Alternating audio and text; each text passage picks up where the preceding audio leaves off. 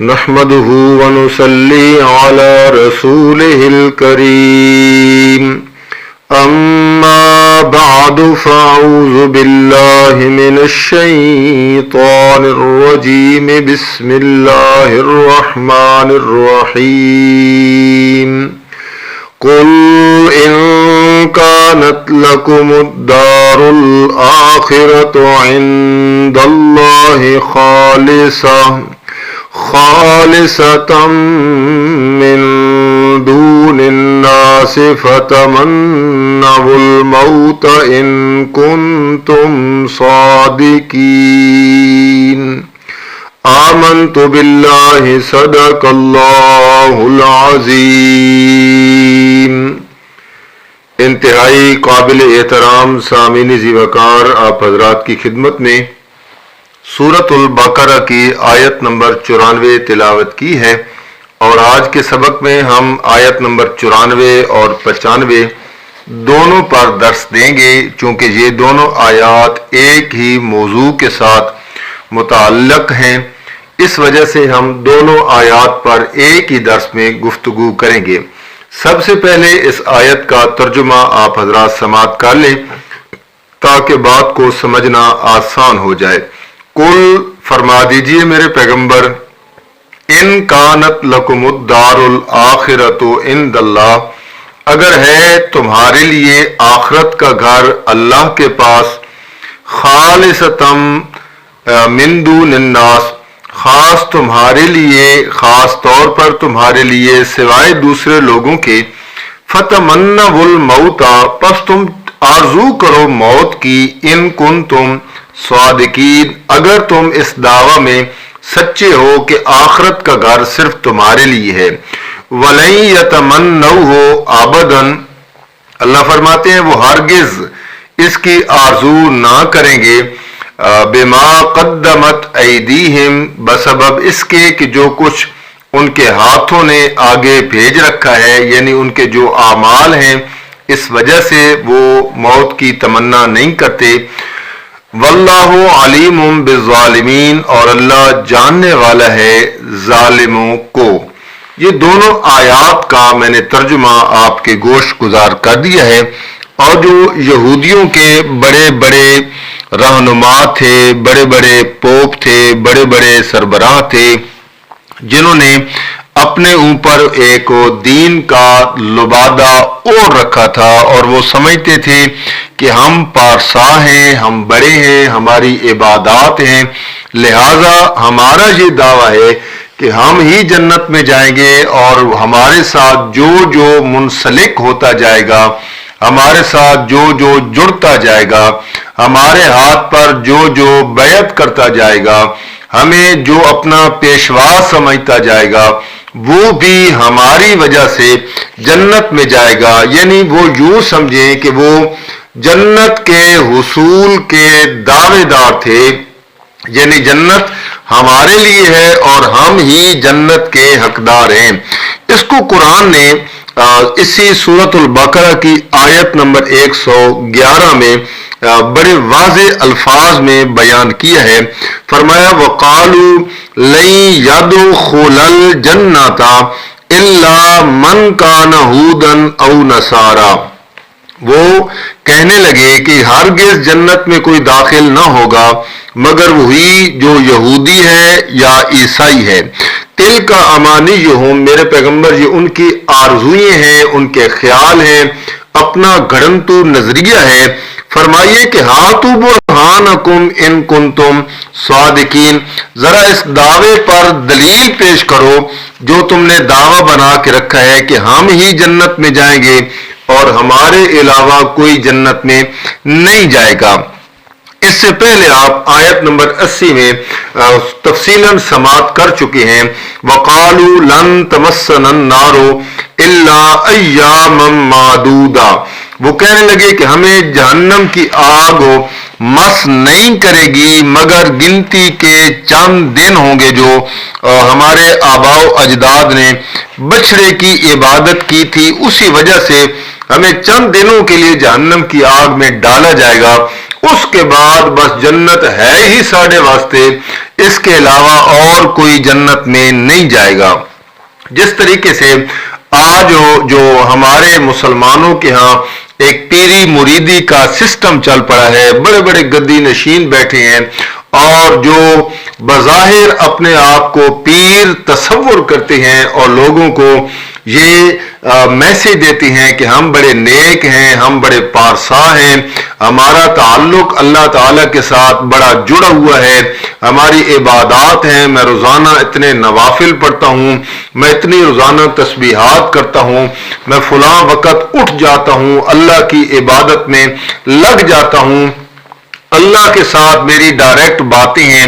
جو میں کہتا ہوں وہی اللہ کر دیتے ہیں۔ لہٰذا جو جاہل قسم کے لوگ ہوتے ہیں ان کے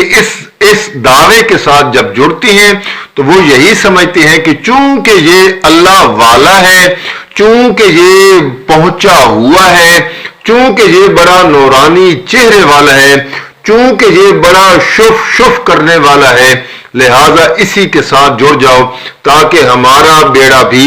پار ہو جائے۔ تو اللہ تعالیٰ نے پھر انہیں مبالغے کا چیلنج دیا کہ اچھا اگر یہی بات ہے کہ تم ہی جنت کے حقدار ہو تو اس دنیا کی جو دار فانی ہے یہ گندی دنیا ہے، اب دنیا سجن المومن ہے و جنت الکافر ہے، فرمایا اس دنیا سے تم کیا لیتے ہو؟ پھر تمہیں چاہیے کہ فتمنوا الموت، پس تم موت کی تمنا کرو کہ موت ہمیں آ جائے، ان کنتم صادقین، اور اگر تم اس دعویٰ میں سچے ہو۔ یعنی جب جنت تمہارے لیے اللہ نے بنا دی ہے تو پھر تمہیں چاہیے کہ تم اس موت کا جو اعلان ہے وہ کرو کہ اللہ ہمیں موت دے دے تاکہ ہم جو جنت جس کے ہم حقدار ہیں اس میں ہم پہنچ جائیں۔ اللہ نے مبالغے کا چیلنج کر دیا اور قرآن کہتا ہے کہ وَلَن يَتَمَنَّوْهُ أَبَدًا، کبھی بھی موت کی تمنا نہیں کریں گے، اس وجہ سے کہ بما قدمت ایدیہم، ان کے جو کرتوت ہیں، ان کے جو اعمال ہیں، ہر بندہ اپنے بارے میں جانتا ہے، لیکن خصوصی طور پر جس طرح یہ خود بھی گمراہ ہیں اور دوسروں کو بھی گمراہ کرتے ہیں، یہ بخوبی جانتے ہیں کہ ہم جھوٹ بولتے ہیں، لیکن دولت کی فراوانی، چندے کی فراوانی، عیش و عشرت میں پڑی ہوئی ہیں اور بغیر محنت مشقت کے مال ان کی طرف آ جاتا ہے، اور اسی طریقے سے نذرانے ہیں، آؤ بھگت ہے، گاڑیاں ہیں، بیک بیلنس ہے، لوگ گھٹنے چومتے ہیں، گھٹنوں کو ہاتھ لگاتے ہیں، ان کے سامنے دوزان ہو کر بیٹھے رہتے ہیں، دنیا میں ان کی عیش ہی عیش ہے، یہ اپنی عیش کو چھوڑنا نہیں چاہتے، اس وجہ سے ان کو پتہ ہے کہ جو کچھ ہم کرتوت کرتے ہیں ہے تو سب جھوٹ ہو، بما قدمت ایدیہم، یہ جانتے ہیں کہ ہم دعوے میں جھوٹے ہیں، لہذا یہ موت کی تمنا کبھی نہیں کریں گے۔ لیکن اللہ فرماتے ہیں واللہ علیم بالظالمین، اللہ تعالی جاننے والا ہے ان لوگوں کو جو ظلم کرنے والے ہیں، یعنی جو شرک کرنے والے ہیں۔ یہ اللہ تعالیٰ نے یہودیوں کے متعلق اس آیت میں مبالغے کا چیلنج کیا کہ اگر واقعی تم آخرت کا گھر اپنے لیے تصور کرتے ہو، باقی لوگوں کے لیے نہیں ہے، تو پھر موت کی تمنا کرو۔ اگر تم سچے ہو، اس حقیقت کو قرآن نے اس مقام پر اس طرح بیان کیا ہے کہ اگر اپنے دعویٰ میں سچے ہو تو پھر موت کی تمنا کرو۔ چنانچہ جس طریقے سے آپ جانتے ہیں کہ ہمارے جو درس کی طرز ہے وہ یہ نہیں ہے کہ صرف ہم باقی جو قوموں کے حالات واقعات ہیں صرف وہ سنا دیں، اور آج کے دور میں قرآن ہمیں کیا کہتا ہے اس پر ہم تبصرہ نہ کریں، یہ نہیں ہو سکتا ہے، بلکہ قرآن در حقیقت میرے اور آپ کے لیے ضابطہ حیات ہے، آب حیات ہے، ہمیں اسی سے پانی پینا ہوگا، اسی سے ہمیں اپنا لباس بنانا ہوگا، اسی سے ہم نے اپنے روح کو غذا دینی ہوگی، اسی کے مطابق ہم نے اپنا حلیہ بنانا ہوگا، اسی کے مطابق ظاہر اور باطن بنانا ہوگا، تب جا کر نجات ممکن ہے۔ آج ہم دیکھتے ہیں کہ بہت سارے لوگ دعوے ایمان میں اسی طرح ہوتے ہیں جس طرح موحدین ہیں، میں موحد ہوں، جنت تو اللہ تعالیٰ نے صرف موحدوں کے لیے بنائی ہے، جنت تو صرف اللہ نے ہمارے لیے بنائی ہے۔ اور بعض اوقات تقریریں کرنے والے، بیان کرنے والے اس انداز میں بیان کر رہے ہوتے ہیں جیسے یہی سب سے بڑا مومن ہے اور یہی سب سے بڑا جنت کا حقدار ہے، اس کے علاوہ جنت میں جائے گا بھی کوئی نہیں۔ اس وجہ سے یہ جو آیت ہے یہ آج کے مسلمان کے لیے ایک آئینہ ہے جو مسلمان کے ایمان کو جھنجھوڑتی ہے، کیونکہ آج ہم دعوے تو بڑے بڑے کرتے ہیں، ہم مسلمان ہیں، ہم حق پر ہیں، ہم امت محمد ہیں، لیکن اصل سوال یہ ہے کہ کیا ہمارا اسلام مشکل میں بھی ہمارے ساتھ کھڑا رہتا ہے؟ کیا سچ بولتے وقت، نقصان برداشت کرتے وقت، حرام سے رکنے کے موقع پر اور دین پر قائم رہنے میں ہم بھی ثابت قدم رہتے ہیں یا نہیں رہتے ہیں، یا جھوٹ کا سہارا لیتے ہیں اپنی عزت بچانے کے لیے، اپنا وقار بچانے کے لیے، اپنا روب دبدبہ بچانے کے لیے ہم دین کو قربان کر دیتے ہیں؟ دیکھیے صحابہ کی یہ تعریف نہیں ہے، صحابہ کا یہ طرز عمل نہیں ہے، صحابہ سچ بولتے تھے اور اللہ تعالیٰ نے اسی وجہ سے انہیں سچوں کا لقب دیا ہے۔ اولئک هم الصادقون، اولئک هم الراشدون، اللہ تعالیٰ انہیں سچا ہونے کا لقب دیتے ہیں۔ انبیاء کے بارے میں اللہ سچ بولتے ہیں، سچ کا لقب دیتے ہیں، اور اللہ کے پیغمبر نے فرمایا یہ صرف ابو بکر نہیں ہے، ابو بکر صدیق ہے، سچوں کا سردار ہے۔ معلوم ہوتا ہے کہ سچ ہر دور میں مسلمانوں کا شیوا رہا ہے، سچ کے بغیر انسان کا ایمان باقی نہیں رہ سکتا ہے۔ لہذا قرآن اور سیرت کا فیصلہ بالکل واضح ہے کہ اللہ کے ہاں صرف دعووں کی سچائی نہیں ہوتی ہے، صرف دعویٰ نہیں ہوتا ہے، بلکہ سچائی کی قدر ہوتی ہے۔ جو سچ ہوتا ہے وہ امتحان سے نہیں بھاگتا ہے، اور جو جھوٹا ہوتا ہے وہ خود ہی بے نقاب ہو جاتا ہے۔ آج بہت سارے لوگ آپ کو سچا سچا سچا ہونے کا دعویٰ کرتے نظر آئیں گے، لیکن جب امتحان آ پڑے گا وہاں سے بھاگنا شروع کر دیں گے۔ اللہ تعالی ہمیں اپنے ایمان کے دعوے کو عمل سے سچا ثابت کرنے کی توفیق عطا فرمائے۔ اس لیے تو کسی شاعر نے کہا عمل سے زندگی بنتی ہے جنت بھی جہنم بھی، یہ خاکی اپنی فطرت میں نہ نوری ہے نہ ناری ہے۔ صرف ایمان ایمان ایمان سے کام نہیں بنتا ہے، بلکہ ایمان تب کمپلیٹ ہوتا ہے،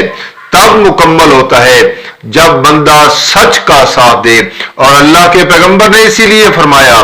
من احب للہ و ابغض للہ و آتا للہ و منع للہ فقد استکمل الایمان، جو بندہ کسی سے محبت کرے گا